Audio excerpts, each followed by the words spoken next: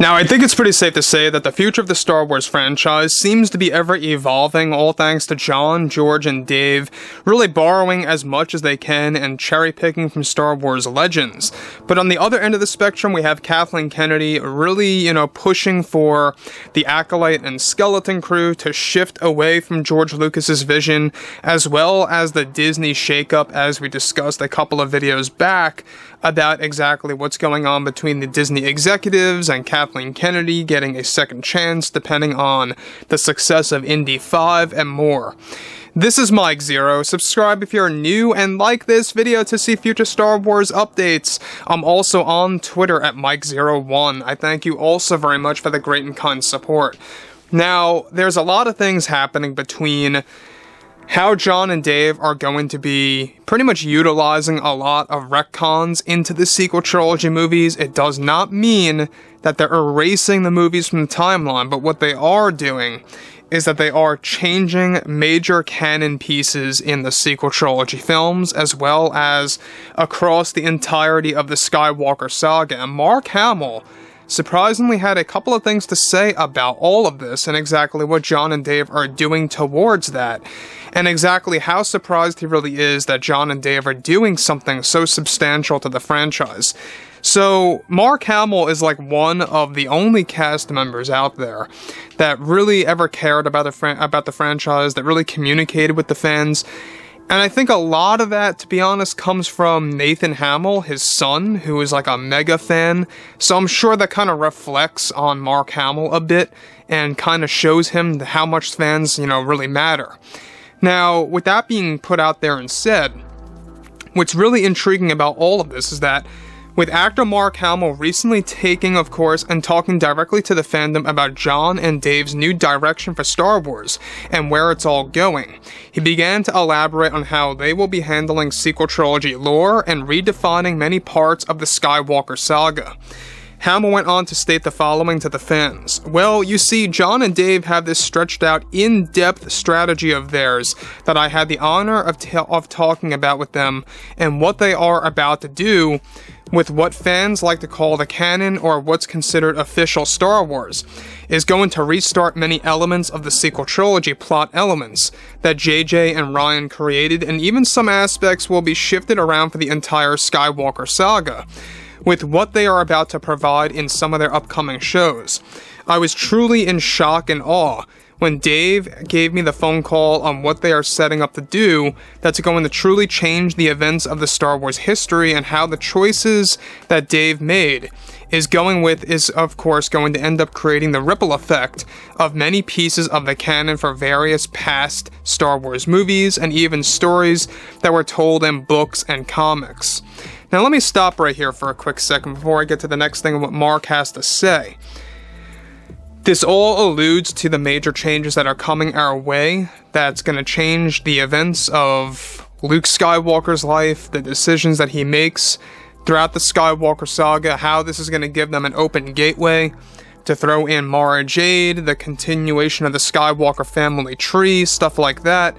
A lot of things are reshaping, believe it or not, and that's what they're ultimately gearing towards. They have a series of books coming out next year, one of which, by the way, is going to be a family tree-oriented book consisting of the Palpatines, the Skywalkers, the Kenobis, etc., that's truly going to actually retcon many of the bloodlines in the Star Wars franchise, and that's another thing to look forward to as well. Now, the thing about this, too, that I think a lot of fans need to be very well aware of is the fact that we have people like Jon and Dave really doing everything in their power to bring Star Wars back to its roots by George Lucas, but at the same exact time, from what it seems, there's this kind of culture war happening over at Lucasfilm between Kennedy, Jon, and Dave, based on creative differences, based on what Kennedy is pushing for Acolyte and Skeleton Crew, stuff like that. It's a never-ending vicious cycle, unfortunately. But moving on to the next big piece about all of this is that, on top of that, we also know that Mark Hamill is somebody that really just likes to tell it like it is, basically. He likes to just tell it like it is. He's been opening up more about his disappointment with Luke in the sequel trilogy films the past couple of weeks. He's been more honest to the fans, and I think a lot of this has to do with the fact that he is going to be involved with Jon and Dave's work from this point on forward, and that's something to be truly excited for.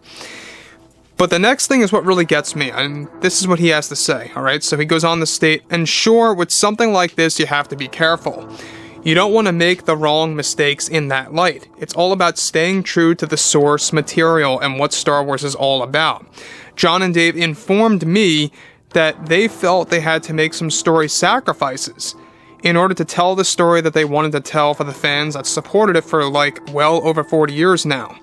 Separate from what Mark Hamill stated, however, Jon and Dave are about to use the WBW, The World Between Worlds, in Ahsoka Season 2 that will deeply impact the stories of the sequels and the events of Luke Skywalker's life, and that all of this has to do and is set to become canon by 2025.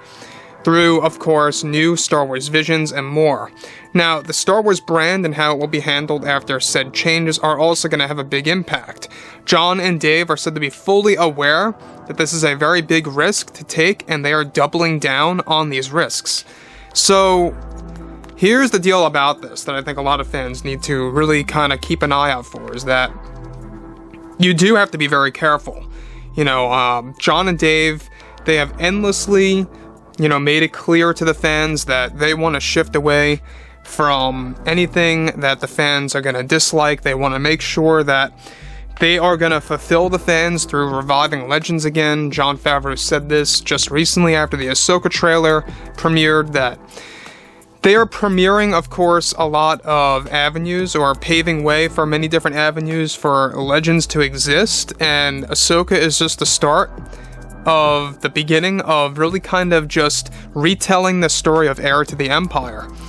And it's not just going to end at Ahsoka Season 1, you got Season 2 already greenlit by Disney, and that really shows them a sign of big confidence in this show. And I talked about this on my Twitter, that I really thought that the Ahsoka trailer, it felt very movie-like, had high production value, great scoring, cinematography. It didn't really have a low-quality look to it, which I thought was very impressive. Dave Filoni really knows how to piece things together, and that's what he likes to do. So, I think that Dave Filoni is the guy on top of Jon Favreau, if I really had to say. Not saying that Jon Favreau is terrible or anything like that, but if I had to choose between the two, story-wise and direction-wise, of where the best way to go is, it's Dave Filoni, because let's not forget, this is the guy that did the Luke Book of Boba Fett episode, and also the Mandalorian Season 2 Ahsoka episode. That was all Dave Filoni, mostly, and he did a fantastic job on those, and I think that just goes to show you what the Ahsoka trailer, and why it's so well made, and what you can expect out of that series. But yeah, Mark Hamill really putting it out there about what Jon and Dave are about to drop by 2025 for the Star Wars franchise. So guys, fill me in below in the comments what you all have to say about this, and if you guys did enjoy the content for today, make sure to drop a thumbs up on this video to support the channel. I thank you all so very much for the kind support, and I'll catch you guys next time.